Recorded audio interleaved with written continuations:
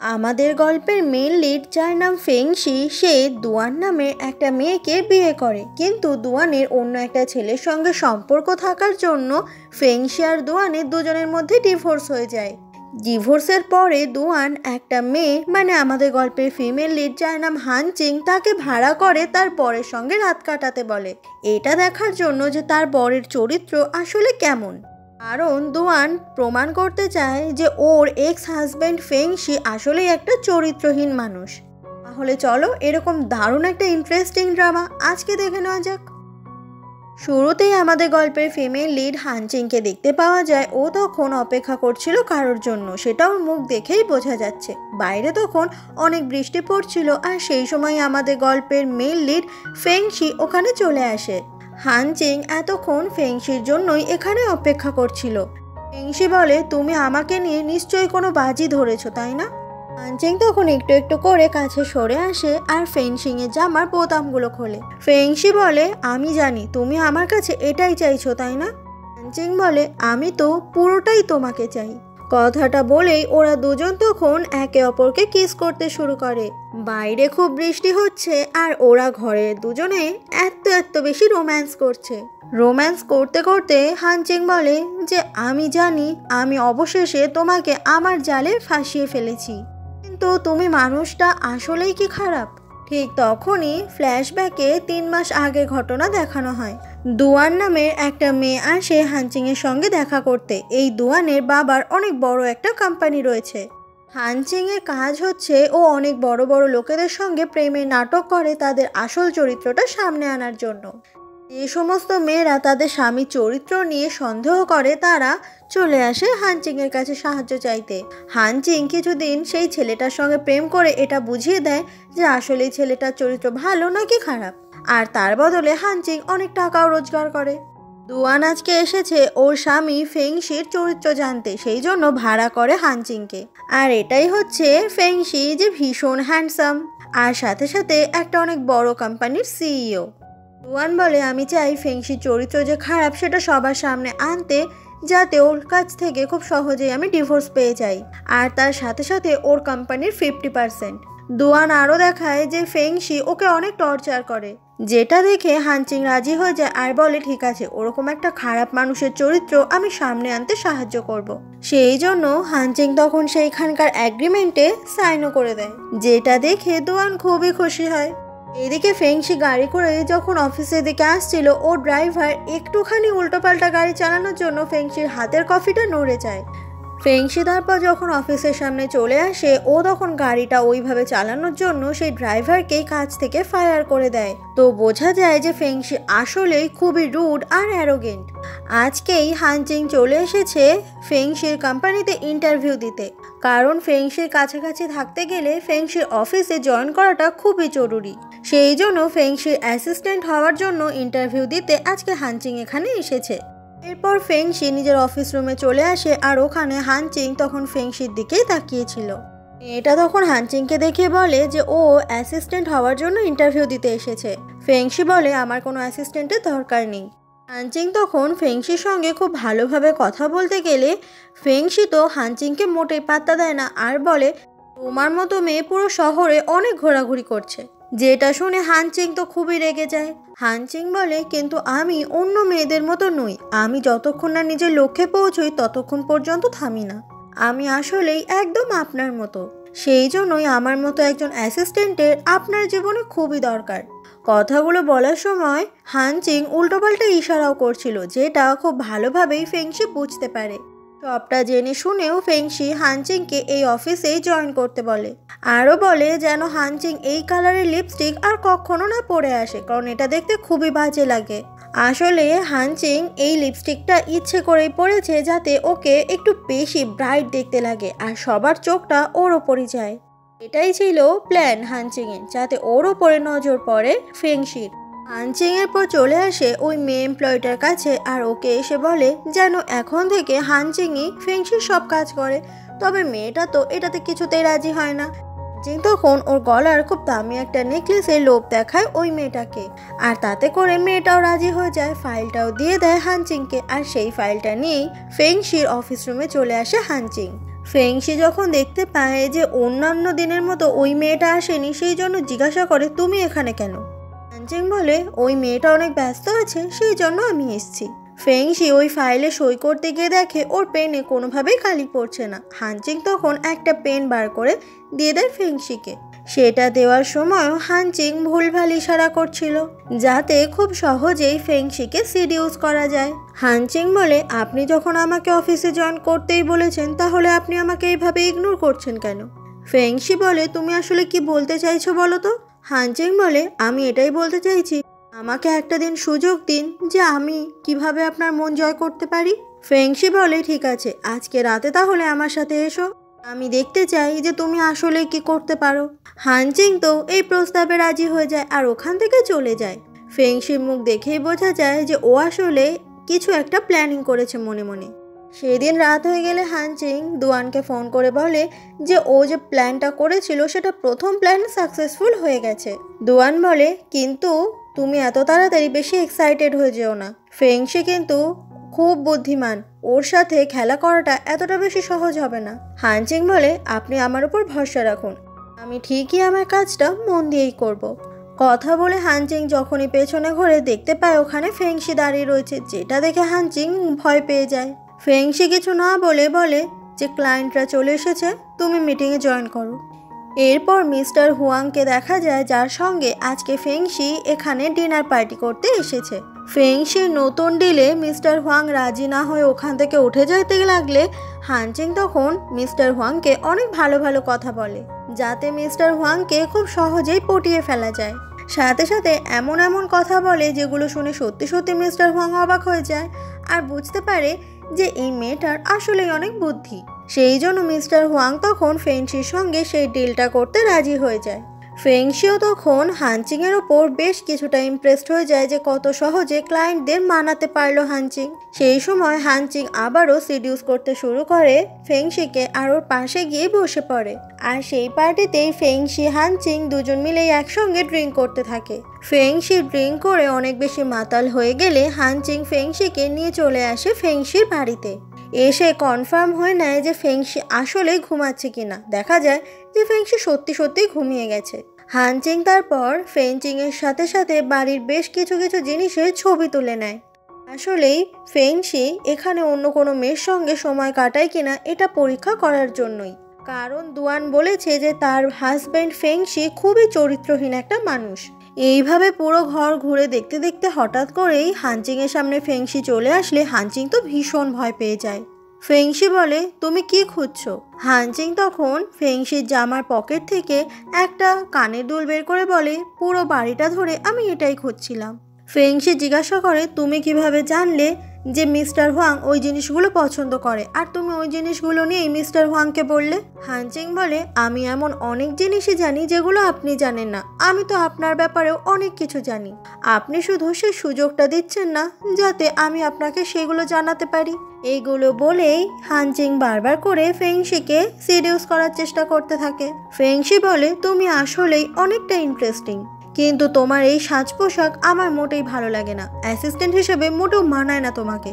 হানচিং বলে আপনি যখন পছন্দ করেন না তখন তাহলে আমি আর পরবো না, আপনি যা বলবেন আমি সেটাই করতে রাজি আছি। ফেংশি বলে একটা অ্যাসিস্ট্যান্টের থেকে একজন সিইওর কি বা চাওয়ার থাকতে পারে? হানচিং বলে আমি আমার সমস্ত কাজ দিয়েই আপনাকে স্যাটিসফাই করতে পারবো। ফেংশি তখন হানচিংয়ের গলাটা টিপে ধরে আর বলে আমার সঙ্গে একদম গেম খেলতে আসবে না, আর আমাকে তুমি কি বোকা ভাবো নাকি যে তোমার এইগুলো আমি বুঝতে পারি না কিছু, বেরিয়ে যাও এখান থেকে বলেই ছেড়ে দেয়। তখনই 10 মিনিট আগের ঘটনা দেখানো হয়, যখন ফেংশি পুরো ঘুমিয়ে গিয়েছিল আর হানচিং ইচ্ছে করে ওর কানের দুল ফেংশির জামার পকেটে রেখে দিয়েছিল, যাতে এটার সাহায্যে কোনো সিচুয়েশনে খুব সহজেই বেঁচে যেতে পারে হানচিং। পরের দিন সকালবেলা হানচিং অফিসে এসে ফেংশির অফিস রুমে যখন ঢোকে ওখানে ও অন্য একজনকে দেখতে পায়। এই ছেলেটার নাম হচ্ছে লিনজং, যে ফেংশির কোম্পানির রাইভাল কোম্পানির মালিক। আর সেই জন্যই হানচিং লিনজংয়ের সঙ্গে মোটেই ভালো করে কথা বলে না। ঠিক সেই সময় ফেংশি ওখানে চলে আসে। আসলে ফেংশির সঙ্গে কিছু ডিলের ব্যাপারে কথা বলতেই আজকে এখানে এসেছে লিনজং। অন্যদিকে দুয়ানকে দেখা যায় ওর বাবা অনেক অসুস্থ হওয়ার জন্য এখন আর অফিসে যেতে পারে না। ফেংশির যে অফিস রয়েছে সেখানে দুয়ানের বাবার সব থেকে বেশি শেয়ার রয়েছে। যেহেতু দুয়ানের বাবা এখন অনেক অসুস্থ, তাই পুরো অফিসটাই ফেংশি সামলায়। দুয়ানের বাবা দুয়ানকে বোঝায় যে সংসারে যাই সমস্যা হোক না কেন ফেংশির সঙ্গে দুয়ান যেন সব কিছু ঠিক করে নেয়, আর ওরা দুজন সংসার করে মন দিয়ে। কিন্তু দুয়ান ওর বাবার কথাগুলো সেরকমভাবে পাত্তা দেয় না। লিনজং আজকে এসেছে ফেংশির কোম্পানির একটা বড় শেয়ার কিনতে, কিন্তু ফেংশি সেটাতে মোটেই রাজি হয় না, আর সেই জন্যই এখান থেকে লিনজংকে চলে যেতে বলে। তখনই ওখানে হানচি দুজনের জন্য চা নিয়ে আসলে লিনজং বলে যে তোমার অ্যাসিস্ট্যান্টটা আসলেই অনেক সুন্দরী, আমার তো মনে হচ্ছে দুয়ানের সঙ্গে তোমার সংসারটা করাই হবে না। কথাটা বলে লিনজং ওখান থেকে উঠে চলে যায়। লিনজংয়ের এই কথাগুলো শুনে খুবই রেগে যায় ফেংশি। লিনজংকে যখন হানচিং এগিয়ে দিচ্ছিল অফিসের নিচ পর্যন্ত, তখন ওদের কথায় জানা যায় এই লিনজং আসলে ফেংশির নিজের আঙ্কেল। তবে লিনজংয়ের রাইভাল কোম্পানি রয়েছে বলে হানচিং এখনো পর্যন্ত লিনজংয়ের সঙ্গে ভালো করে কথা বলে না। এটা বুঝতে পেরে লিনজং কোনো কথা না বলে চলে যায়। এরপর হানচিং যখন ফেংশির জন্য চা নিয়ে আসে, ফেংশি বলে আমার আঙ্কেল লিনজং তোমার প্রতি বেশ ইন্টারেস্টেড। হানচিং বলে সেটা তো আমি বলতে পারবো না, কিন্তু আমি তোমার প্রতি অনেক ইন্টারেস্টেড। আমি শুধু এটাই জানতে চাই যে বিয়ে মানে তো একটা সারা জীবনের কমিটমেন্ট, সেখানে তুমি বিয়ে করে কেন তোমার বউয়ের সঙ্গে আলাদা থাকো? তুমি কি তোমার বিয়েটা কোনোভাবে রাখতে চাও না? ফেংশি বলে আমার লাইফের পার্সোনাল ব্যাপারে আমি তোমাকে কেন বলবো? হানচিং বলে তুমি কি মনে করছো অফিসের এটা নিয়ে কেউ বলা বলি করে না? সবাই সব কিছুই জানে। তুমি যদি তোমার ওয়াইফের সঙ্গে সংসার করতে না চাও তাহলে আমাকে বলতে পারো, আমি তোমাকে হেল্প করব। ফেংশি বলে তুমি আমাকে কিভাবে হেল্প করবে?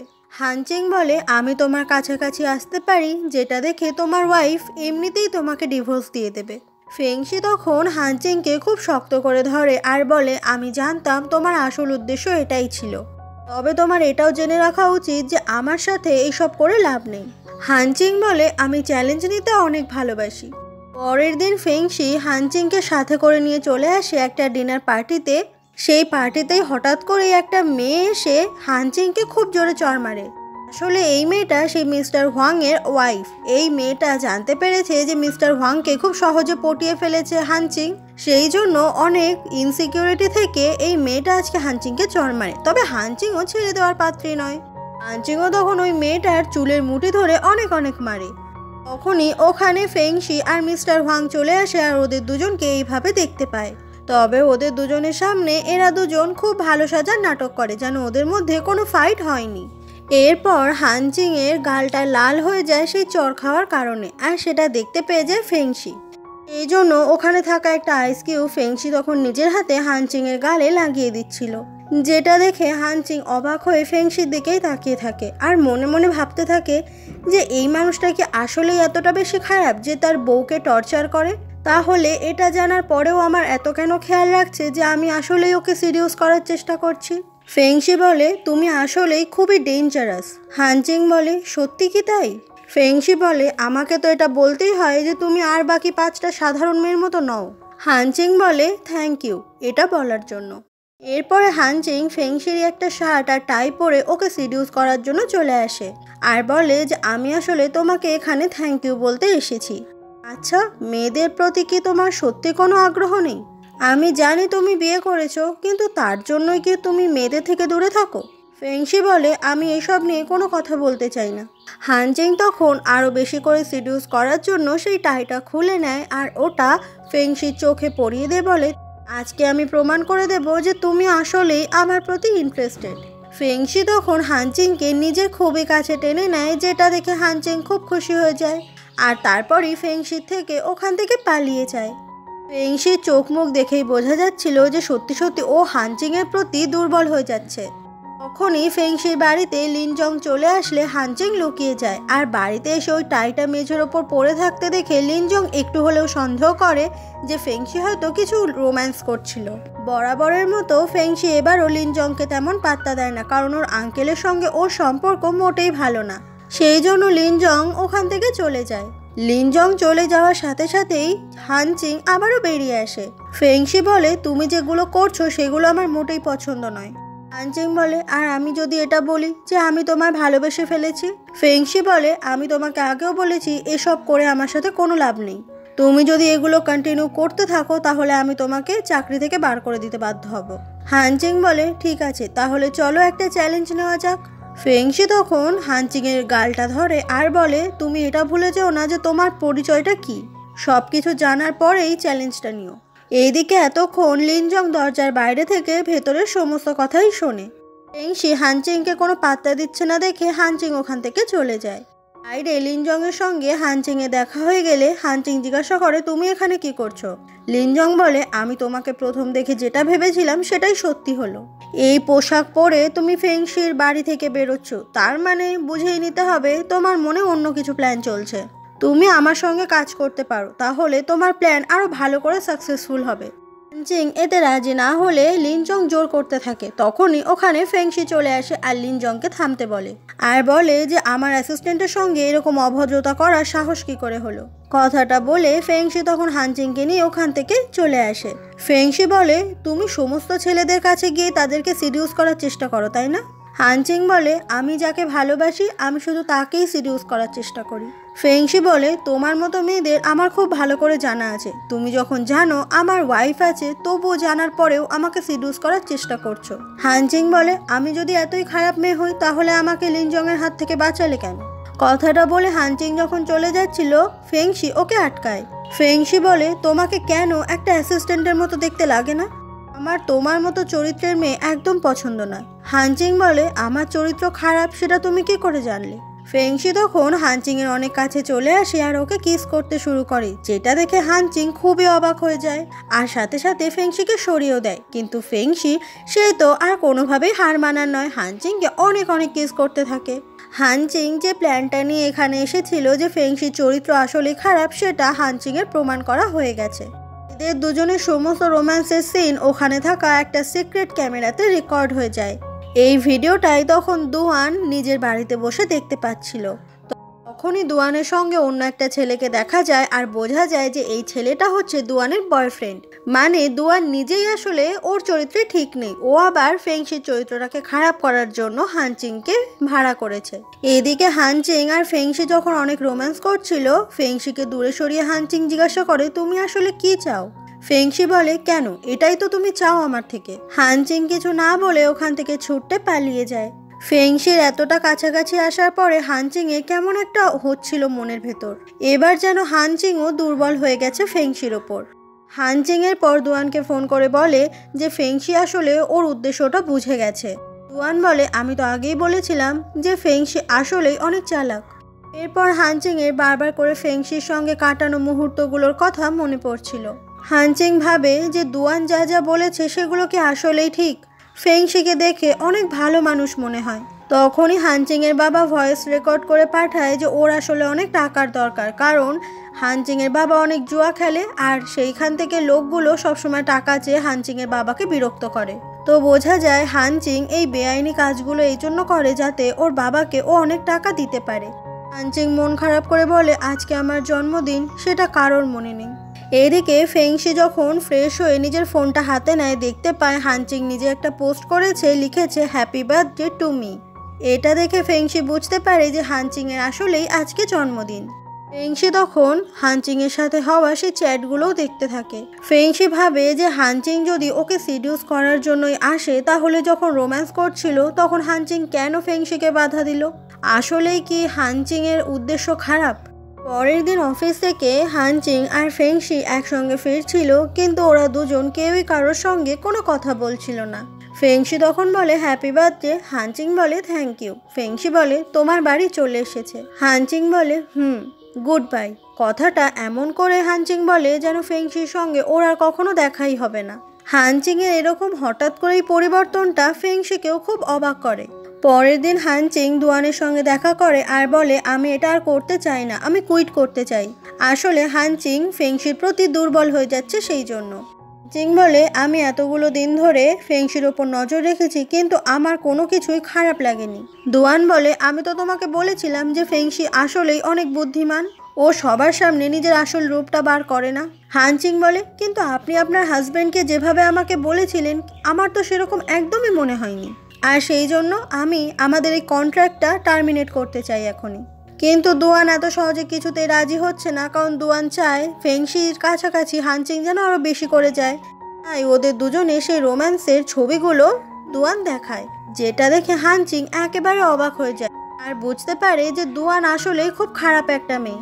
দুয়ান বলে, তুমি যদি আমার হয়ে কাজ না করো তাহলে এই ছবিগুলো তোমার ফ্যামিলির কাছে যাবে, তোমাদের দুজনেরই চরিত্র সবার সামনে আসবে। কথাটা বলেই হানচিং এর মুখে জল ছুঁড়ে মারে দুয়ান। হানচিং বলে, আপনি আমাকে এইভাবে ব্ল্যাকমেল করছেন? দুয়ান বলে, আমি কিন্তু তোমার বাবার আসল পরিচয় সবার সামনে নিয়ে আসবো, যে তোমার বাবা সারাদিন জুয়া খেলে, অনেক বড় বড় কোম্পানি থেকে অনেক লোনও করেছে। সবটা যদি সামনে আনি তাহলে তোমার বাবাকে কিন্তু জেল খাটতে হতে পারে। তুমি আমাকে হুয়াজিং গ্রুপের সমস্ত কাগজপত্র এনে দেবে, কারণ ওই পুরো কোম্পানিটাই আমি চাই, আমার বাবার শেয়ার ওই কোম্পানিতে সব থেকে বেশি আছে। আর তুমি যদি না করো তোমার বাবার তোমার চরিত্র সামনে আসতে বেশি দিন লাগবে না। হানচিং তো দুয়ানের এই রূপ দেখে খুবই অবাক হয়ে যায়। হানচিং যখন ফিরছিল ও পার্কিং লটে দেখতে পায় একটা গাড়ির ভেতরে দুয়ান ওর বয়ফ্রেন্ডের সঙ্গে কথা বলছে। এই ছেলেটার নাম হচ্ছে ওইজুন। আর শুধু তাই নয়, গাড়ির ভেতরে ওরা দুজন তখন অনেক অনেক রোম্যান্স করতে থাকে। এই সমস্ত কিছুরই ভিডিও আর ছবি তুলে নেয় হানচিং। হানচিং বুঝতে পারে যে দুয়ান আসলে ফেংশিকে ফাঁসাতে চায় সবার সামনে। সেই সময় হানচিংকে কেউ ফোন করে আর বলে ফেংশিকে নাকি খুঁজে পাওয়া যাচ্ছে না। হানচিং অফিসে এসে জানতে পারে যে ওদের কনস্ট্রাকশনে তৈরি হয়েছে একটা টাওয়ার, সেটা নাকি ভেঙে পড়েছে আর 5 জন মানুষ ইনজিওর্ড হয়েছে। আর এই ঘটনা ঘটার পর থেকেই ফেংশিকে আর কোথাও খুঁজে পাওয়া যাচ্ছে না, কারণ মিডিয়া থেকে রিপোর্টাররা সবাই ফেংশির সঙ্গে ইন্টারভিউ করতে চায় এই টাওয়ারটা কেন ভেঙে পড়েছে জানার জন্য। ফেংশি সবার থেকে আড়ালে চলে গেছে। মিডিয়া থেকে রিপোর্টাররা এসে যখন অফিসে সবাই বসে অপেক্ষা করছিল, তখনই হানচিং চলে আসে ওখানে ফেংশির অ্যাসিস্ট্যান্ট হয়ে। রিপোর্টাররা তখন হানচিংকে অনেক প্রশ্ন করলে হানচিং সেই সমস্ত কথার খুব ভালো করেই উত্তর দিচ্ছিল। তাতে করে রিপোর্টাররাও আর কোনো প্রশ্ন করতে পারে না। আর পুরো ব্যাপারটাও খুব সুন্দর করে হানচিং হ্যান্ডেল করে। অন্যদিকে লিনজংকে দেখা যায় ও তখন হানচিং এর এই ইন্টারভিউটাই দেখছিল। আর বোঝা যায় যে এই টাওয়ারটা ভেঙে পড়ার পেছনে লিনজং এর কোনো একটা প্ল্যান ছিল, যাতে সবার সামনে ফেংশিকে খারাপ করা যায়। এইদিকে ফেংশি হসপিটালে সেই ইনজিওর্ড হওয়া লোকগুলোর সঙ্গে দেখা করতে আসলে বাকি লোকগুলো ফেংশির সঙ্গে খুব খারাপ ব্যবহার করে আর ওকে মারতে থাকে। তখনই হানচিং ওখানে চলে আসে আর ফেংশিকে প্রোটেক্ট করতে থাকে ওদের থেকে। একটা লোক তখন ইট দিয়ে হানচিংকে মারতে আসলে ফেংশি হানচিংকে বাঁচাতে গিয়ে সেই পুরো আঘাতটা ওর নিজের গায়ে লাগে। এটা দেখে হানচিং তখন খুব ভয় পেয়ে যায় আর ফেংশির জন্য খুব চিন্তা করতে থাকে। এরপর ফেংশিকে বাড়িতে দেখা যায় ঘুমাচ্ছিল আর ওর পাশে হানচিং বসে আছে। হানচিং ভাবতে থাকে ফেংশির আজকে এরকম হয়েছে, সেটা দেখার পরে হানচিং এর কেন এত কষ্ট হচ্ছে। তখনই দুয়ান হানচিংকে মেসেজ করে বলে যে আমি শুনলাম ফেংশির নাকি একটা ছোটখাটো অ্যাক্সিডেন্ট হয়েছে, এখনই সময় তোমাকে আসল সুযোগটা নিতে হবে। তুমি যদি আমার কথা না শোনো তাহলে 24 ঘন্টার মধ্যে তোমার বাবা জেলে যাবে। হানচিং এর তখন খুব খারাপ লাগছিল, কিন্তু ওর ফ্যামিলিকে বাঁচানোর জন্য হুয়াজিন গ্রুপের সমস্ত কাগজগুলো তো দুয়ানকে খুঁজে দিতেই হবে। সেই জন্য হানচিং পুরো বাড়িটাই সার্চ করতে থাকে কাগজগুলো খোঁজার জন্য। তখনই একটা ফাইল থেকে ও একটা ডিভোর্সের কাগজ পেয়ে যায়, যেটা দেখে হানচিং বুঝতে পারে যে ফেংশি আর দুয়ানের অনেক আগেই ডিভোর্স হয়ে গেছে। এটা দেখে তো একদম অবাক হয়ে যায় হানচিং, কারণ ও জানতো দুয়ান আর ফেংশি এখনো বিবাহিত। তার মানে দুয়ান ফেংশিকে ফাঁসাতে চাইছে যাতে কোম্পানিটাকে পুরো নিজের করে নিতে পারে। হানচিং আবারও কাগজগুলো রেখে যখনই পেছনে তাকায় ও দেখতে পায় ফেংশি দাঁড়িয়ে আছে, যেটা দেখে খুব অবাক হয়ে যায় হানচিং। তবে হানচিং কিছুই বুঝতে দিতে চায় না। ফেংশি এসে বলে তুমি এখানে এখনো কি করছো? হানচিং বলে আমার জন্যই তোমার এই অবস্থা, তাই আমি এখানে আছি। ফেংশি বলে তুমি কি আমার কেয়ার করছো? হানচিং বলে না। যাই হোক, আমাকে বাঁচানোর জন্য থ্যাংক ইউ। ফেংশি বলে এটা আমার দায়িত্বের মধ্যে পড়ে। হানচিং তখন ফেংশিকে সমস্ত সত্যিটা বলে দেয় যে দুয়ান আসলে ওকে পাঠিয়েছিল ফেংশিকে সিডিউস করার জন্য, আর এখন আরও ব্ল্যাকমেল করছে ওর বাবাকে জেলে পাঠাবে। এইসব কিছু শুনে ফেংশি বলে ঠিক আছে, আমি তোমার বাবার সমস্ত ধার দেনা শোধ করে দেব, আর আমি দুয়ানের বয়ফ্রেন্ড ওইজুনের ব্যাপারেও সব কিছু জানি। তুমি আমাকে হেল্প করো ওইজুনের আসল ক্যারেক্টারটা সবার সামনে আনতে। তো এভাবেই দুয়ান আর ওইজনের পেছনে হানচিং আর ফেংশি দুজনে প্ল্যান করে নেয়। চিং বলে আমি আপনারা দুয়ানের এই পার্সোনাল জিনিসগুলো থেকে বেরিয়ে যেতে চাই, কিন্তু আমি মাঝখানে ফেসে গেছি, তাই এই ব্যাপারটা যত তাড়াতাড়ি শেষ হবে তত তাড়াতাড়ি আমি মুক্তি পাবো। কথাটা বলে হানচিং ওখান থেকে চলে যায়। পরের দিন হানচিং তার পুরনো একটা বন্ধুর সঙ্গে একটা জায়গায় আসে পার্টি করতে। সেখানে পুরনো বন্ধুর সঙ্গে সময় কাটিয়ে হানচিং এর অনেক মন ভালো হয়ে যায়। এরপর রাত হয়ে গেলে হানচিংকে দেখা যায় ও সারাদিন এত বেশি ড্রিঙ্ক করেছে যে পুরো মাতাল হয়ে গেছে। ওর ফ্রেন্ড এসে তখন সমস্ত ড্রিঙ্ক নিয়ে যায়, কারণ না হলে হানচিং ড্রিঙ্ক করা থামাচ্ছেই না। সেই সময়ই হানচিং সামনে তাকিয়ে দেখতে পায় যে ওকে খুঁজতে খুঁজতে ফেংশি এখানে চলে এসেছে। যাকে এখানে দেখে হানচিং তো খুবই অবাক হয়ে যায়, আর সাথে সাথে খুব ইমোশনাল হয়ে যায় হানচিং। বোঝা যায় ও আসলেই ফেংশিকে অনেক ভালোবেসে ফেলেছে। তবে ফেংশি ওখান থেকে কিছু না বলে চলে যেতে লাগলে হানচিং এসে ফেংশিকে শক্ত করে জড়িয়ে ধরে। হানচিং বলে, তুমি এত দেরি করে এসেছো কেন? ফেংশি বলে, তুমি কি ঠিক করে নিয়েছো যে তুমি আমার সাথেই থাকবে? তখন হানচিং বুঝতে পারে এটা আসলে ফেংশি নয়, এটা হচ্ছে লিনজং, যাকে এখানে দেখে খুব অবাক হয়ে যায় হানচিং। লিনজং তখন হানচিংকে এই মাতাল অবস্থায় নিজের বাড়িতে নিয়ে যেতে চায়, কিন্তু ঠিক সেই সময় ওখানে ফেংশি চলে আসে। এবার কিন্তু ফেংশি সত্যি সত্যি এসেছে এটা দেখে খুব অবাক হয়ে যায় হানচিং। ফেংশি বলে, হানচিং তুমি আমার সাথে চলো। হানচিং তখন ফেংশির কাছাকাছি যাতে যেতে না হয় তাই বলে, আমি মিস্টার লিনজং এর সঙ্গেই যাব। হানচিং এর এই কথা শুনে ফেংশি তো খুব রেগে যায়। তবে লিনজং কোনো কথা না বলে ওখান থেকে চলে যায়। ফেংশি বলে, তুমি আমার ফোন ধরছো না কেন সকাল থেকে? তুমি লিনজং এর সঙ্গে রাত কাটাবে বলে আমাকে ইগনোর করছো তাই না? হানচিং বলে, তোমার না বিয়ে হয়ে গেছে, তোমার লজ্জা করে না অন্য একটা মেয়ের কাছে আসতে? আমি তো তোমাকে বলেছি যে এই সমস্ত কিছু থেকে আমি মুক্তি চাই, আমি তোমাদের দুজনের মাঝখানে আর ফেসে থাকতে চাই না। হানচিং এর এই কথায় ফেংশি খুবই কষ্ট পায় আর বলে, ঠিক আছে, আমি তোমাকে আর ডিস্টার্ব করব না। কথাটা বলে ফেংশি ওখান থেকে চলে যায়। ফেংশিকে এমন কষ্ট দিয়ে হানচিংয়েরও তখন খুব কষ্ট হচ্ছিল, কারণ ও তো ফেংশিকে ভালোবেসে ফেলেছে। এরপর হানচিং হাতে ফোনটা নিয়ে দেখতে পায় সারাদিন ফেংশি কম করে 100 বার ফোন করেছে ওকে। এটা দেখে হানচিংয়ের খুব খারাপ লাগে। তারপরে হানচিং যখন বাড়িতে ছিল তখনই ফেংশি হানচিংয়ের সঙ্গে দেখা করতে ওর বাড়িতেই চলে আসে। হানচিং জিজ্ঞাসা করে, তুমি এখানে কেন এসেছো? ফেংশি বলে, তুমি লিনজংয়ের সঙ্গে রিলেশনে গেছো? হানচিং বলে, এগুলো তো পার্সোনাল কোয়েশ্চেন, এগুলো করা তোমার মোটেই উচিত হচ্ছে না। ফেংশি বলে, দেখো, আমার একটা ধৈর্যের সীমা আছে। তুমি আমাকে লাস্ট কদিন ধরে কেন ইগনোর করছো? তুমি লিনজংয়ের সঙ্গে কি কি করেছো? হানচিং বলে, আমি আপনাকে কিছুই বলবো না। এটা শুনে ফেংশি খুব রেগে যায় আর হানচিংকে একদম নিজের কাছে টেনে আনে, যেটা দেখে হানচিং তো খুবই অবাক হয়ে যায়। ফেংশি বলে, লিনজং নিশ্চয়ই তোমার এই বাড়িতেও আসে তাই না? তোমার এই শরীরটাও ছুঁয়ে দেখে। হানচিং বলে, হ্যাঁ, এইসব আমি কিছু করেছি। কেন, তোমার কি হিংসা হচ্ছে? ফেংশি তখন কোনো কথা না বলে হানচিংয়ের সঙ্গে জোর করে রোম্যান্স করতে চায়, কিন্তু হানচিং বারবার করেই ফেংশিকে বাধা দেয় আর বলে, তুমি কি ড্রিঙ্ক করে এসেছো?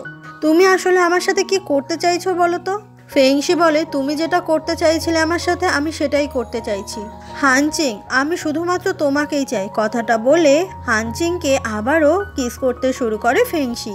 প্রথম কিছুক্ষণ হানচিং ফেংশিকে বাধা না দিলেও তারপরে আবারও ধাক্কা দিয়ে দূরে সরিয়ে দেয় আর বলে, আমরা এটা ঠিক করছি না। পরের দিন অফিসে হানচিং লুকিয়ে লুকিয়ে ফেংশির অফিস রুমে চলে আসে আর সেখানে এসে কাগজগুলো খোঁজার চেষ্টা করে। এভাবেই একটা বড় বইয়ের ভেতরে ও খুঁজে পেয়ে যায় এই অফিসের স্ট্যাম্প মেশিন। এরপর দুয়ানকে ফোন করে হানচিং বলে, তুমি যেটা চাইছিলে আমি সেটা খুঁজে পেয়ে গেছি, এবার আমার বাবাকে ছেড়ে দাও।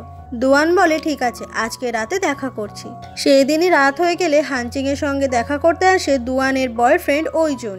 হানচিং বলে, দুয়ান কোথায়? ওইজুন বলে, ও আসতে পারেনি বলেই আমাকে পাঠিয়েছে, কারণ দুয়ানের যা ডিসিশন আমারও ঠিক একই ডিসিশন। কিন্তু হানচিং এর এই ওইজুনের ওপর কেমন যেন একটু সন্দেহ হচ্ছিল। ওইজুন বলে, জিনিসটা আমাকে তাড়াতাড়ি দিয়ে দাও। হানচিং তখন দেরি না করে ওই স্ট্যাম্প মেশিনটা দিয়ে দেয় আর ওটা নিয়েই ওইজুন ওখান থেকে চলে যায়। হানচিং এর মুখ দেখে বোঝা যায় এর পেছনে অন্য কোনো প্ল্যান আছে ওর। পরের দিন অফিস থেকে একটা ছোটখাটো পার্টির আয়োজন করা হয়। আজকে এই অফিসের সমস্ত শেয়ার হোল্ডাররাও আসবে এই পার্টিতে। এখানেই ফেংশির সঙ্গে ওইজুনের দেখা হয়ে যায়। তবে ফেংশি এই ওইজুনকে তেমন একটা পছন্দ করে না। তখনই হানচিং ওই পার্টিতে আসছিল আর ও দূর থেকে ফেংশি আর ওইজুনকে কথা বলতে শোনে। ওইজন তখন মোবাইলে ছবি দেখে বলে যে তুমি পুরো কোম্পানি শেয়ার আমার নামে করে দিয়েছো আর সেটা স্ট্যাম্পও তুমি নিজেই মেরেছো। এটা দেখে ফেংশি তো খুব অবাক হয়ে যায়। তখন চারিপাশে সবাই ওদের কথা শোনার জন্য এগিয়ে আসে। ওইজন বলে, আজ থেকে এই কোম্পানির মালিক হচ্ছি আমি। ফেংশি বলে, খুব ভালোই হয়েছে, আমার ওপর থেকে অনেক চাপ কমে গেল। ওইজন তখন খুব অবাক হয়ে যায় যে ফেংশি এই ব্যাপারটা এত সহজে মেনে নিল। তখনই ফেংশির কিছু লোক এসে ওইজনকে আটকে নেয় আর বলে যে ওই স্ট্যাম্প মেশিনটা নাকি আসল স্ট্যাম্প মেশিন ছিলই না, আর এরকমভাবে ওই স্ট্যাম্প মেশিনটা চুরি করার অপরাধে ওইজনের জেল পর্যন্ত হতে পারে। ওইজনকে যখন ধরে নিয়ে যাচ্ছিল তখনই ওখানে দুয়ান চলে আসে। দুয়ান এসে দেখে তো খুবই অবাক হয়ে যায় যে ওইজনকে সবাই নিয়ে যাচ্ছে। তবে দুয়ান বাধা দেয় না, কারণ ওর পক্ষে এখন কিছু করাও সম্ভব নয়। সবার সামনে এসে দুয়ান তখন হানচিংকে চড় মারে, কারণ বুঝতে পেরেছে দুয়ান যে এই সমস্ত কিছু হানচিং আর ফেংশির প্ল্যান। দুয়ানের বাবার কাছে তখন সেই ছবিগুলো চলে আসে যেখানে দেখা যাচ্ছে হানচিং আর ফেংশি একে অপরের সাথে রোম্যান্স করছে। দুয়ানের বাবা ফেংশিকে নিজের জামাই হিসেবে অনেক পছন্দ করত, কিন্তু সে যে তার অ্যাসিস্ট্যান্টের সঙ্গে এরকম সম্পর্ক রাখবে সেটা দুয়ানের বাবা কখনো ভাবতেই পারেনি। আসলে দুয়ানের বাবা জানেই না যে ওর মেয়ে আর জামাইয়ের মধ্যে ডিভোর্স হয়ে গেছে। সবার সামনে দুয়ানের বাবা তখন হানচিংকে খুব অপমান করে, চরিত্র নিয়ে কথা বলে। এত অপমানের পরেও ফেংশি চুপ করে দাঁড়িয়েছিল, এটা দেখে হানচিংয়ের আরও বেশি করে কষ্ট হয়। তখনই ওখানে লিনজং আসে আর বলে আপনাদের কোথাও ভুল হচ্ছে, হানচিং তো আমার নিজের গার্লফ্রেন্ড। এটা শুনে ফেংশি আর হানচিং দুজন মিলেই খুব অবাক হয়ে যায়। লিনজং এটা করে যাতে সবার সামনে হানচিংকে অপমানের মধ্যে না পড়তে হয় আর হানচিংকে নিজের হয়ে কাজ করাতে পারে। ফেংশির তো এগুলো দেখে খুব কষ্ট হয় আর ফেংশি বলে ঠিক আছে, আমার অ্যাসিস্ট্যান্ট হলেও তার তো একটা পার্সোনাল লাইফ আছে। দুয়ানের বাবা বলে আমি এখানে আর কোনো রকমের নোংরামও দেখতে চাই না। সবার থেকেই অপমান পেয়ে হানচিংয়ের খুব কষ্ট হয়, তাই ও ওখান থেকে চলে যায়। পরের দিন হানচিং দুয়ানের সঙ্গে দেখা করে আর হানচিং বলে আমি নিজেও জানতাম না ওই স্ট্যাম্প মেশিনটা নকল ছিল, আমি ওটা ফেংশির অফিস থেকেই পেয়েছিলাম, আমি কি করে বুঝবো ওটা নকল।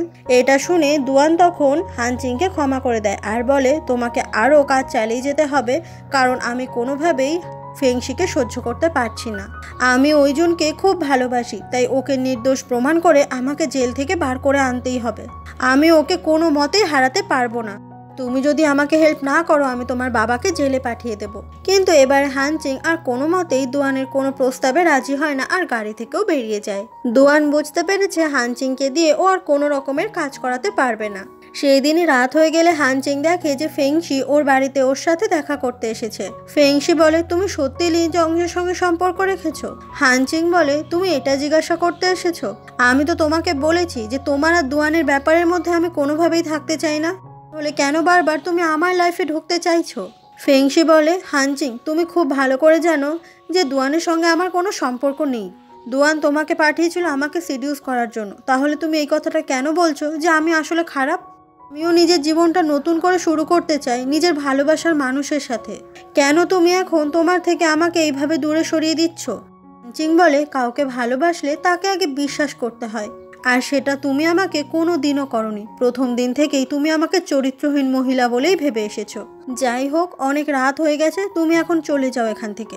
কথাটা বলে হানচিং যখন চলে যাচ্ছিল ফেংশি বলে একটা সত্যি কথা বলো তো, তুমি আমাকে কোনোদিনও ভালোবাসোনি? হানচিং বলে তুমি শুধুমাত্র আমার একজন ক্লায়েন্ট ছিলে আর আমি কোনো ক্লায়েন্টের ওপর কোনো ফিলিংস আনি না। এটা শুনে ফেংশির তো খুবই কষ্ট হয়। ফেংশি তখন নিজের সমস্ত সম্পত্তি দুয়ানকে দিয়ে দিচ্ছে এমন একটা কাগজ বানিয়ে নিয়ে এসে হানচিংকে বলে তুমি তো এটাই চেয়েছিলে, দুয়ান তো তোমাকে এটার জন্যই আমার কাছে পাঠিয়েছিল। ফেংশির থেকে এই কথাগুলো শুনেও হানচিংয়ের খুব কষ্ট হচ্ছিল। হানচিং কোনোভাবেই চায় না ফেংশির কোনো বিপদ হোক, এটাও চায় না ফেংশি নিজের সমস্ত সম্পত্তি দুয়ানের মতো এত বাজে একটা মেয়েকে দিয়ে দিক। কিন্তু হানচিং সে তো ফেংশিকে ভালোবেসে ফেলেছে আর এটা ও কোনোভাবে প্রকাশও করতে পারবে না, কারণ এটা যদি সত্যি জানতে পেরে যায় দুয়ান তাহলে ওর ফ্যামিলির ক্ষতি করে দেবে। ফেংশি তখন আর কোনো কথা না বলে ওখান থেকে চলে যায় খুব কষ্ট পেয়ে। ফেংশি চলে গেলে হানচিং তখন খুবই কান্না করতে থাকে। এরপর একটা ছবি দেখা যায় যেখানে হানচিংয়ের বাবাকে কিডন্যাপ করে রাখা হয়েছে। হানচিং তখন দুয়ানের বাবাকে ফোন করে আর দুয়ানের বাবা বলে ঠিক আছে এবার আমি তোমার বাবাকে ছেড়ে দেব। আসলে বোঝা যায় যে দুয়ানের বাবা হানচিংকে দিয়ে এই কাজটা করিয়েছে যাতে ফেংশির থেকে সমস্ত সম্পত্তি কেড়ে নেওয়া যায়। পরের দিন হানচিং ওর বাবাকে ফোন করে বলে তুমি আর কোনোদিনও জুয়া খেলবে না, তাহলে আমি তোমাকে আর কখনো সাহায্য করব না।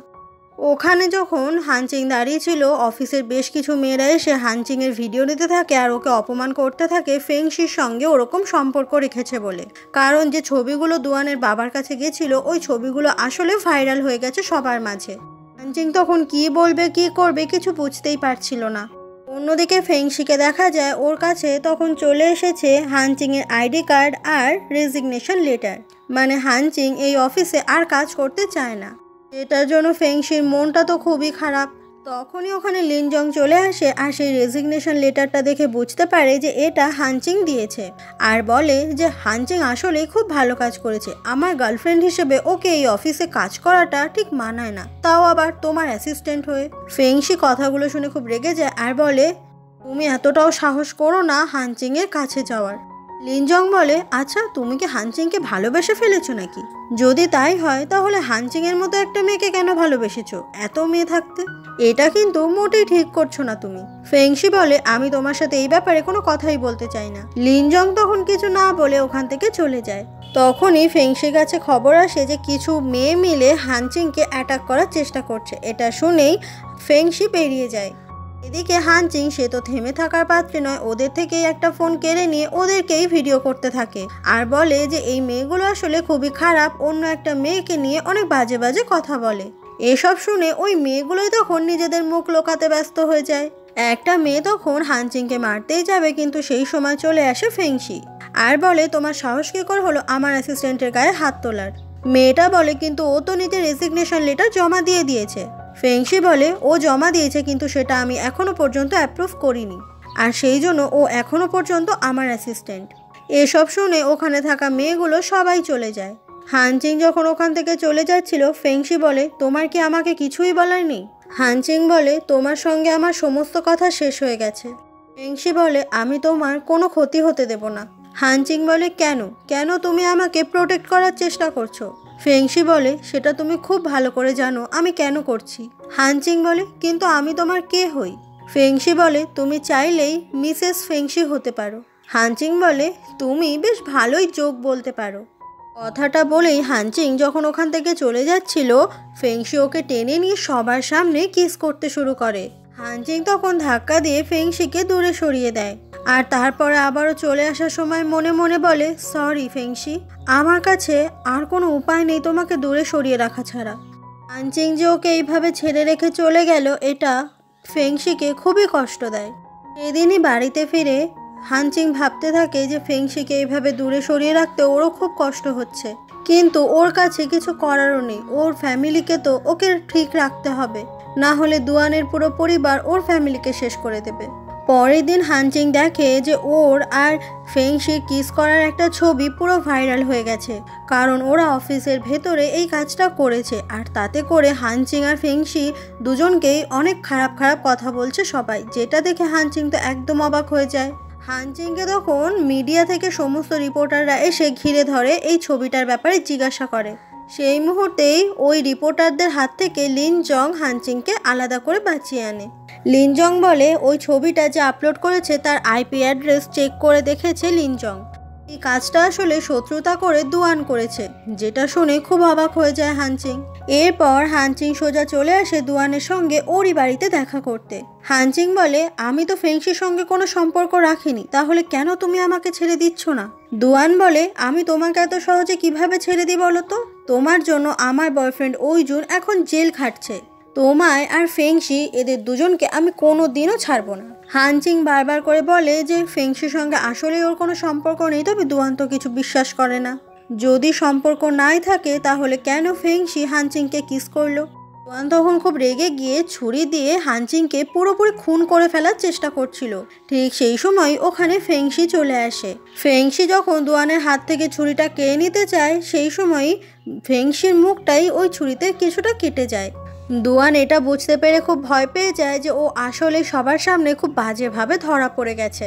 ফেংশি বলে এরপর তুমি যদি কোনোদিনও হানচিংয়ের কোনো ক্ষতি করার চেষ্টা করেছো তাহলে আমার থেকে খারাপ আর কেউ হবে না, এটা তুমি ভালো করে মাথায় ঢুকিয়ে নাও। ফেংশির এমন রাগ দেখে দুয়ানও খুব ভয় পেয়ে যায়। এরপর ফেংশি হানচিংকে নিয়ে ওখান থেকে চলে যায়। এরপর ফেংশি আর হানচিং দুজন মিলে বাড়িতে চলে আসে আর হানচিং তখন ফার্স্ট এইড বক্স নিয়ে আসে, কারণ ফেংশির গালটা কেটে গেছে, ওখানে ও ওষুধ লাগিয়ে দেবে। আজকে হানচিং ফেংশির এত কাছাকাছি এটা দেখে ফেংশি নিজেকেই তো আর কন্ট্রোল করতে পারছে না। হানচিং তখন ফেংশির গালে কেটে যাওয়া জায়গায় ওষুধ লাগিয়ে দিচ্ছিল। হানচিং বলে তুমি আমাকে হেল্প করলে কেন আজকে? তোমার সাথে তো আমার কোনো সম্পর্কই নেই।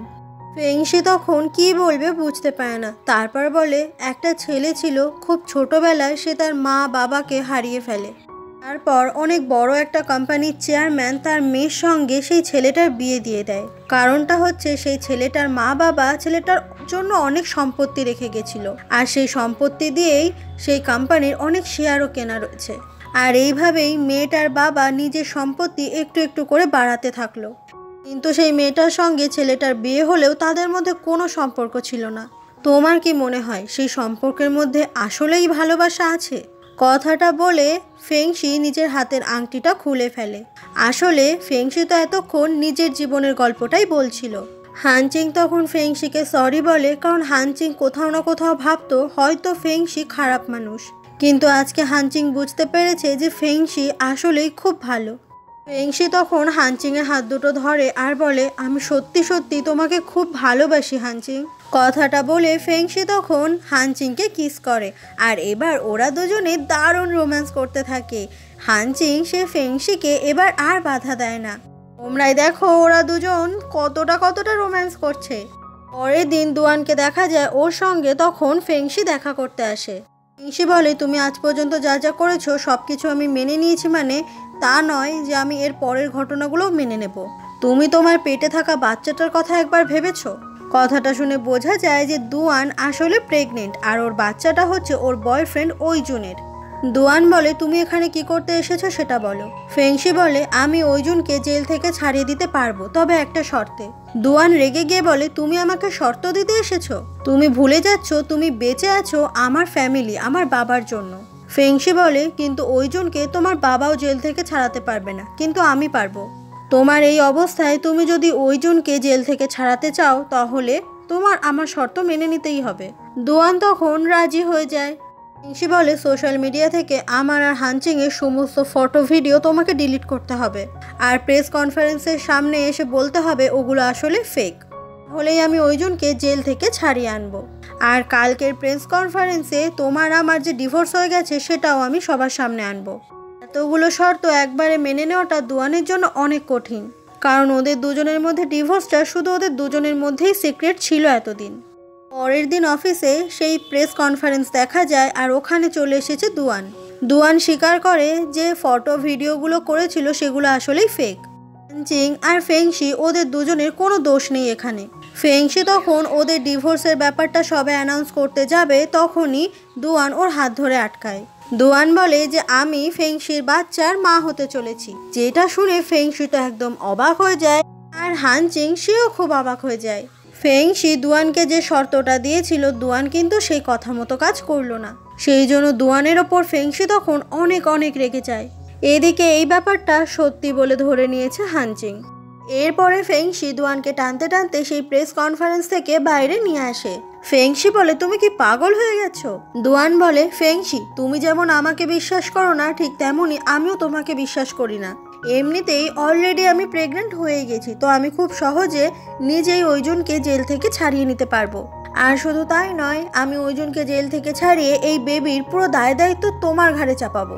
ফেংশি বলে, দুয়ান তুমি জানো আমাকে যারা ব্ল্যাকমেল করে তাদের সাথে ঠিক কি হয়? দুয়ান বলে, আমি তোমাদের কোনো কথাই শুনবো না, তার সাথে সাথে আমি তোমাকে আর হানচিংকেও কখনো ক্ষমা করব না। বরং আমি এখন এটা রটাবো যে তোমার আমার সম্পর্কের মাঝে হানচিং এসেছে আর তোমাকে সিরিয়াস করার চেষ্টা করেছে, এটা জানার পরও যখন আমি প্রেগনেন্ট। তুমি কি এই সমস্ত কিছু সহ্য করতে পারবে? তখনই প্রেস রিপোর্টার থেকে আরও কিছু লোক চলে আসে, আর ওদেরকে জিজ্ঞাসা করতে থাকে যে সত্যি সত্যি দুয়ান প্রেগনেন্ট কিনা। ক্যামেরার সামনে দুয়ান তখন দেখাতে থাকে ফেংশি আর ও একসাথে কত ভালো সংসার করছে। অন্যদিকে হানচিংকে দেখা যায় ও অপেক্ষা করছিল কখন ফেংশি ওর কাছে আসবে, কারণ হানচিংয়েরও সন্দেহ হচ্ছে যে দুয়ান নিশ্চয়ই মিথ্যে কথা বলছে। তখনই লিনজং ওখানে এসে হানচিংয়ের পাশে বসে পড়ে। লিনজং বলে, তুমিও নিউজটা নিশ্চয়ই দেখেছো। সেখানে দুয়ান সবার সামনে ফেংশির গালে কিস করে, আর এটাও বলে যে ওরা আসলেই একটা হ্যাপি ফ্যামিলি, তাই ওরা দুজন মিলেই বিজনেসটা খুব মন দিয়েই করবে এবার। এটা দেখে খুব মন খারাপ হয়ে যায় হানচিংয়ের। তবুও হানচিং এখানেই বসে অপেক্ষা করতে থাকে কখন ফেংশি ওর সঙ্গে দেখা করতে আসবে। লিনজং তখন ওর সঙ্গে হানচিংকে যেতে বলে আর একসঙ্গে ড্রিঙ্ক করতে বলে, কিন্তু হানচিং রাজি না হলে লিনজং বলে, তুমি আমার সাথে চলো, তাহলে আমি তোমাকে একটা সিক্রেট বলবো। তো এটা শুনে হানচিং রাজি হয়ে যায়। এরপর লিনজংয়ের সাথে হানচিং চলে আসে ওরই ড্রিঙ্ক কালেকশনের জায়গায়। লিনজং বলে, তোমাকে যদি ফেংশি কোনো প্রমিস করে থাকে সেটাও কখনোই রাখতে পারবে না। তুমি তো আজকে প্রেস কনফারেন্সটা খুব ভালো করেই দেখলে, তোমার কি মনে হয়? হানচিং বলে, তুমি আসলে কি বলতে চাইছো বলো তো? লিনজং বলে, ফেংশি তোমাকে প্রোটেক্ট করতে পারবে না, কিন্তু আমি পারবো।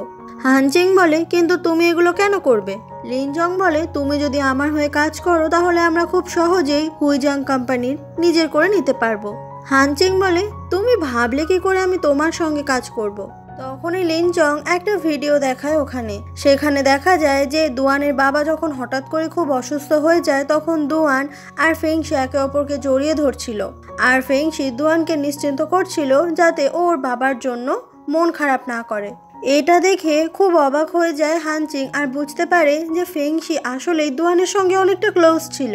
লিনজং বলে, তো এখন বুঝতে পারছো তো দুয়ান আর ফেংশির মাঝখানে আসলেই তুমি এসেছিলে।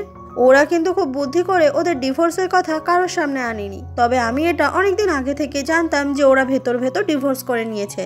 তো বলো, এখনও কি তুমি আমার সঙ্গে কাজ করবে না? হানচিং তখন লিনজংয়ের হয়ে কাজ করবে কথা দেয়।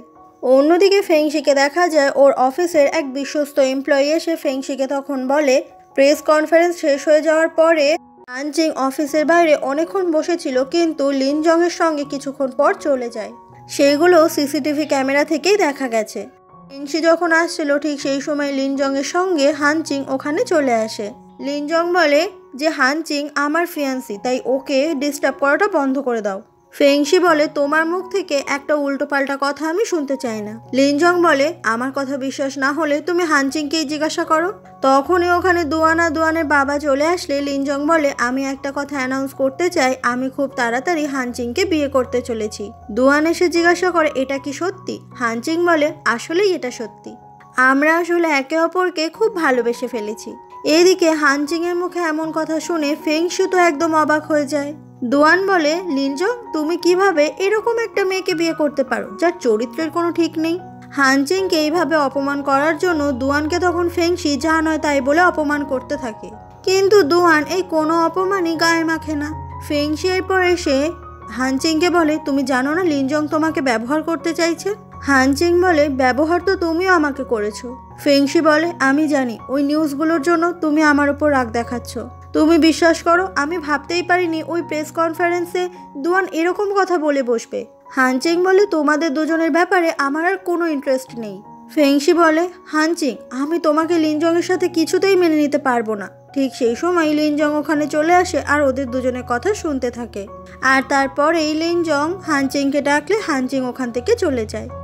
আজকে দুয়ানের জন্মদিন, সেই জন্য সন্ধেবেলা একটা বড় বার্থডে পার্টির আয়োজন করা হয়েছে।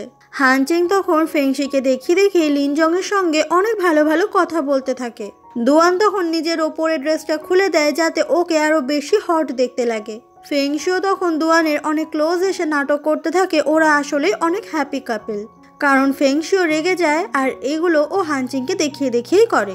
তখনই ওখানে দুয়ানের বাবা চলে আসলে লিনজং দুয়ানের বাবাকে বলে, অফিসের সমস্ত কাজ ফেংশি মন দিয়ে করে না, সেই জন্য স্টক মার্কেটে অনেক ডাউন চলছে ওদের কোম্পানির বিজনেসটা।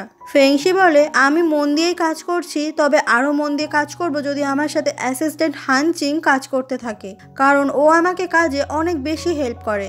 এটা শুনে দুয়ানের বাবা রাজি হয়ে যায় হানচিংয়ের সঙ্গে ফেংশির কাজ করাটাকে। ফেংশি আসলে এটা ইচ্ছে করে বলেছে যাতে হানচিংয়ের কাছাকাছি থাকতে পারে ও, কিন্তু হানচিং সে তো ফেংশির হয়ে আর কোনো কাজই করতেই চায় না, কারণ ফেংশির থেকে ও অনেক কষ্ট পেয়েছে।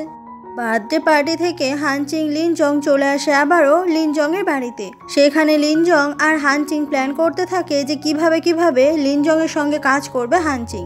এখন আবার নতুন সমস্যা হচ্ছে যে হানচিংকে ফেংশির হয়েই কাজ করতে হবে অফিসে, সেটা নিয়েই দুজন মিলে কথা বলছিল।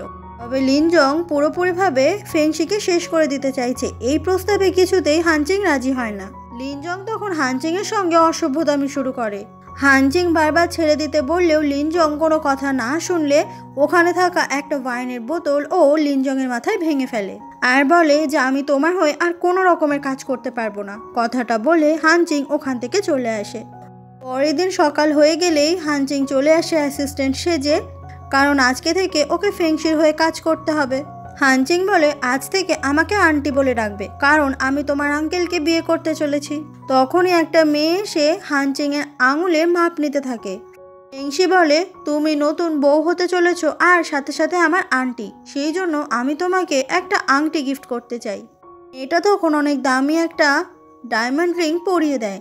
এটা ফেংশির বেশ পছন্দ হয়। একটা ফোন কল পেয়েই ওখান থেকে তাড়াহুড়ো করে ফেংশি বেরিয়ে যায়। ফেংশি কোথায় গেল এত তাড়াহুড়ো করে, এটা জানতে খুব ইচ্ছে করে তখন হানচিংয়ের।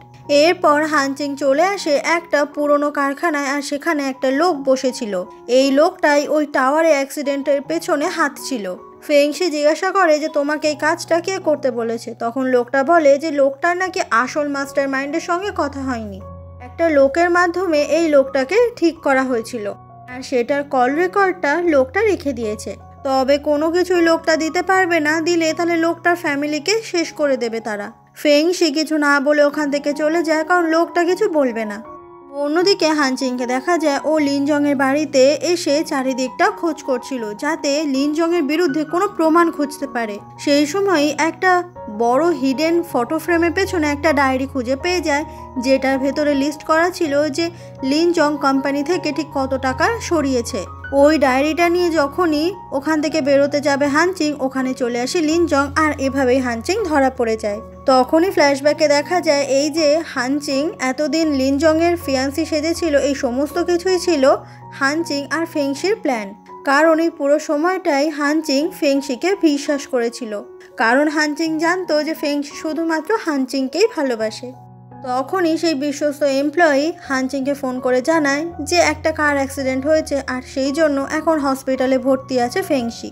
এটা শুনে খুব ভয় পেয়ে যায় হানচিং। লিনজং তো কোনোভাবেই হানচিংকে এখান থেকে যেতেই দিতে চায় না। হানচিং তখন লিনজংকে চড় মারে।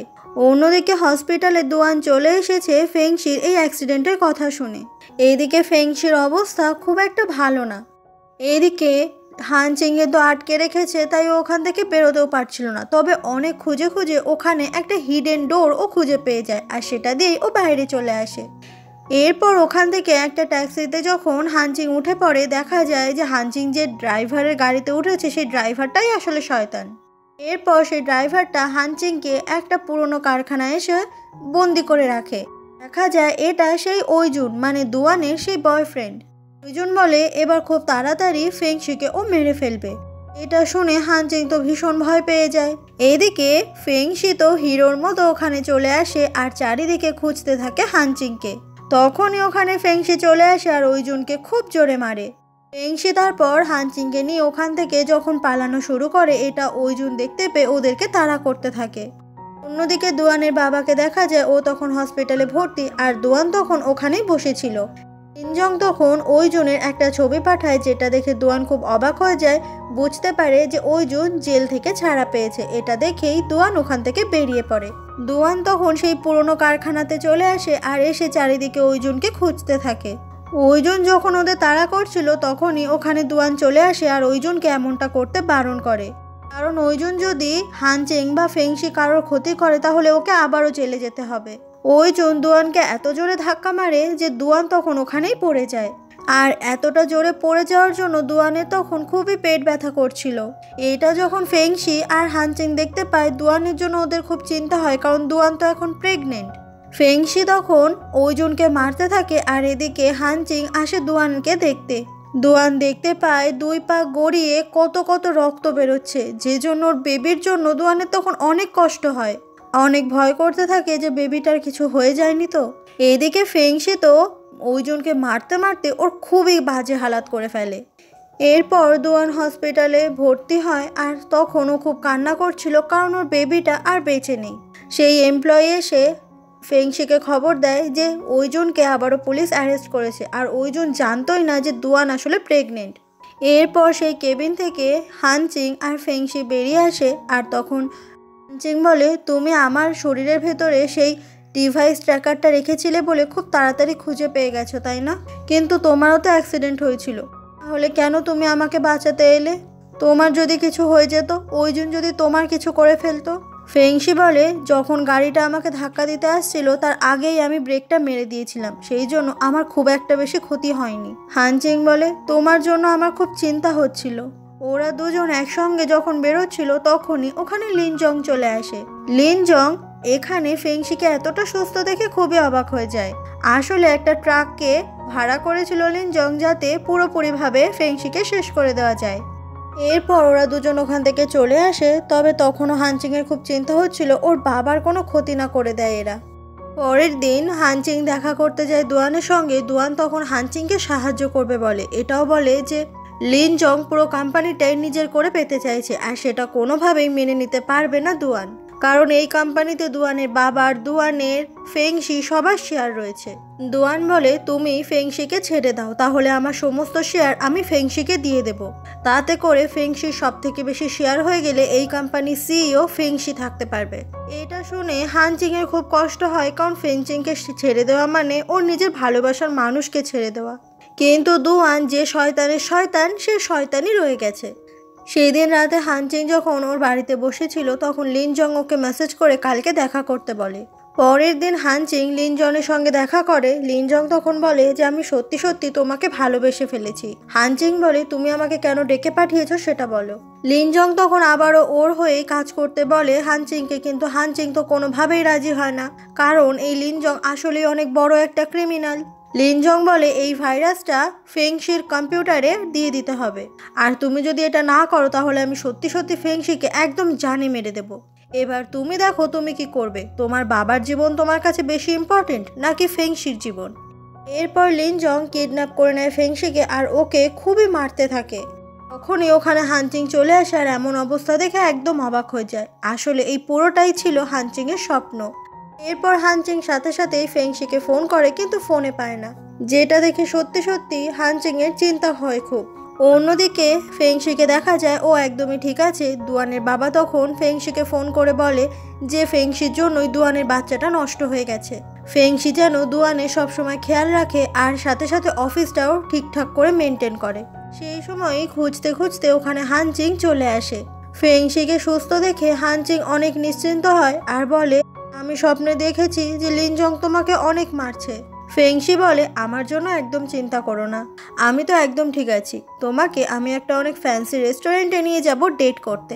হানচিং তখন ফেংশিকে জড়িয়ে ধরে কান্না করতে থাকে, কারণ ফেংশির জন্য ওর খুব ভয় করেছে আজকে। কথাটা বলেই ফেংশি তখন হানচিংকে কিস করতে শুরু করে আর ওরা দুজন একসঙ্গে অনেক রোম্যান্স করে। এরপর ফেংশি কোম্পানিতে থাকা নিজের সমস্ত শেয়ারগুলো বিক্রি করে দেয়। এটা দেখে দুয়ান সাথে সাথে ফেংশিকে ফোন করে আর বলে যে আমার বাবা চাইছে তুমি আর আমি যেন আবারও বিয়ে করে নিই, তাতে করে তোমার আর আমার শেয়ার মিলে কোম্পানিতে অনেকটা বেশি শেয়ার কিনতে পারবো আমরা। আর তুমি কি না এখন তার পরিবর্তে নিজের সমস্ত শেয়ারগুলো বিক্রি করে দিলে, এখন তো পুরো কোম্পানিটা লিনজংয়ের হাতে চলে যাবে। তবে দোয়ানের সঙ্গে তেমন কোনো কথা না বলে ফেংশি ফোনটা রেখে দেয়। এই সব কথাই ওপরে দাঁড়িয়ে শুনতে পেয়ে যায় হানচিং। বুঝতে পারে যে হানচিংয়ের সঙ্গে শুধুমাত্র একসাথে থাকার জন্যই ফেংশি অফিস ছেড়ে দিচ্ছে, যেটা কখনোই হানচিং মেনে নিতে পারবে না। সেদিন রাতে বাড়িতে ফিরে হানচিং ভাবতে থাকে ও আসলে কি করবে। পরের দিন সকাল থেকে ফেংশি হানচিংকে আর কোথাও খুঁজে পায় না। ওর নাম্বারে ফোন করলেও সে নাম্বারে পাওয়া যায় না। তখনই দুয়ান এসে বলে হানচিং সব কিছু ছেড়ে চলে গেছে, ও আর কখনো ফিরে আসবে না। পরের দিন হানচিং দুয়ানের সঙ্গে দেখা করে আর দুয়ানে রাখা শর্তটাই মেনে নেয়। দুয়ান বলেছিল হানচিং যেন ফেংশিকে ছেড়ে দেয়, আর হানচিং এখন সেটাই করছে, কারণ হানচিং কখনো মেনে নিতে পারবে না ফেংশি অফিস থেকে, কোম্পানি থেকে নিজেকে এইভাবে দূরে সরিয়ে নিক। তাই হানচিং আর কখনোই ফেংশির জীবনে ফিরে যাবে না। দুয়ান বলে, আমিও ওইজনকে খুবই ভালোবাসি, আমি অপেক্ষা করব কবে ও জেল থেকে ছাড়া পাবে। কিন্তু ওর সঙ্গে দেখা করতে গিয়ে ওইজন বলেছে ও নাকি আমাকে আর কখনো বিয়ে করবে না, আমার জীবন থেকে ও নাকি সারা জীবনের জন্য চলে গেছে। হানচিং বলে, ভালোই তো হলো, তুমি আবার ফেংশিকে বিয়ে করে নাও, তোমরা দুজনে সুখের সংসার করো। কথাটা বলে হানচিংয়ের তখন খুবই কষ্ট হচ্ছিল, কারণ ও তো ফেংশিকে খুবই ভালোবাসে। এই সব কথাগুলোই দুয়ান তখন ফেংশিকে এসে বলে। ফেংশি তো সবটা শুনে অবাক হয়ে যায় যে হানচিং নাকি ওর জীবন থেকে চলে গেছে। এরপর ফেংশি অফিসে চলে আসে। তখন ও হানচিংকে ফোন করে, কিন্তু ফোনে পায় না। তখনই লিনজং খুব রেগে ওখানে আসে আর জিজ্ঞাসা করে হানচিং কোথায়। ফেংশি বলে, ও নাকি তোমার ফিয়ান্সি, তাহলে তুমি এটা আমাকে কেন জিজ্ঞাসা করছো? লিনজং বলে, তুমি জানো হানচিং কোথায় আছে, তুমি নিশ্চয়ই ওকে কোনো জায়গায় লুকিয়ে রেখেছো। ফেংশি বলে, আমি নিজেই হানচিংকে খুঁজে পাচ্ছি না, তার ওপর এসব বলে আমার মাথাটা গরম করে দিও না। লিনজং বলে, আমি যদি জানতে পেরেছি এসবের পেছনে তোমার হাত আছে, তাহলে আমি হানচিংকে শেষ করে দেব। কথাটা বলে ওখান থেকে লিনজং চলে যায়। অন্যদিকে হানচিংকে দেখা যায় ও এখন অন্য একটা বাড়িতে এসে থাকছে। এইভাবেই বেশ কিছুদিন কেটে যায়, ফেংশি কোনো খোঁজ পায় না হানচিংয়ের। এরপর লিনজংকে দেখা যায় ও একটা শেয়ার হোল্ডারের মিটিংয়ে চলে আসে। সেখানে এসে ওখানকার যে শেয়ার হোল্ডাররা ছিল সবারই কিছু না কিছু নেগেটিভ পয়েন্ট ছিল, সেগুলোকে সামনে এনে লিনজং সবাইকে ব্ল্যাকমেল করে আর বলে যে তোমরা যদি তোমাদের শেয়ারগুলো আমার নামে লিখে না দাও, তাহলে আমি তোমাদের এই কেচ্ছাগুলো সবার সামনে নিয়ে আসবো। এটা শুনে সেই শেয়ার হোল্ডাররা তো ভীষণ ভয় পেয়ে যায়। সবাই তখন ভয়ে রাজি হয়ে যায় নিজেদের শেয়ারগুলো বিক্রি করে দিতে লিনজংয়ের কাছে, কারণ কেউ চায় না তাদের এই কেচ্ছা সবার সামনে আসুক। পরের দিন সকাল হয়ে গেলে ফেংশির কাছে খবর আসে যে লিনজং নাকি সমস্ত শেয়ার হোল্ডারদের সঙ্গে মিটিং ডেকেছে। এরপর সে মিটিং দেখা যায়। লিনজং তখন বলে যে এই কোম্পানির শেয়ার হোল্ডাররা তাদের শেয়ারের অনেকটা অংশ আমাকে দিয়ে দিতে চায়, আর সবাই চায় আমি যেন এই কোম্পানির সিইও হয়ে যাই। কিন্তু লিনজংয়ের এই ব্যাপারটা দুয়ান তো কোনোভাবেই মেনে নিতে পারে না। তখনই সমস্ত শেয়ার হোল্ডাররা হাত তুলে দেয়, কারণ তারা সবাই চাইছে যে লিনজংই এই কোম্পানির সিইও হয়ে যাক। ঠিক সেই সময় ওখানে ফেংশি চলে আসে আর বলে, আমাকে ছাড়া মিটিং হচ্ছে। লিনজং বলে, তুমি না আসলেও রেজাল্ট ঠিক একই থাকবে। ফেংশি বলে, আমি না আসলে হবে কি করে, আমি তো তোমাকে কনগ্রাচুলেট করতে এসেছি। লিনজং বলে, অবশেষে এই কোম্পানির সিইও আমি হয়েই গেলাম। ফেংশি বলে, আমি সেই জন্যই তোমাকে একটা গিফট দিতে চাই। ফেংশি তখনই একটা রেকর্ড চালু করে যেখানে আজ পর্যন্ত ও কি কি বাজে বাজে কাজ করেছে সমস্ত কিছু রেকর্ড করা আছে। সেই টাওয়ারটা ভেঙে যাওয়া, তারপরে ওর অ্যাক্সিডেন্ট হওয়া, সমস্ত কিছু। সমস্ত শেয়ার হোল্ডাররা তো এগুলো দেখে খুবই অবাক হয়ে যায়। লিনজং আসলেই অনেক বড় একজন ক্রিমিনাল। ফেংশি আরও প্রমাণ দেখায় যে এতগুলো বছর ধরে এই কোম্পানি থেকে ঠিক কত টাকা খেয়েছে লিনজং। প্রত্যেক শেয়ার হোল্ডারের লাভের অংশ থেকে ও টাকা মেরেছে। এই কোম্পানিটা যদি লিনজংয়ের হাতে যায় তাহলে দুদিনে শেষ হয়ে যাবে। তখনই ওখানে পুলিশ চলে আসে লিনজংকে অ্যারেস্ট করার জন্য।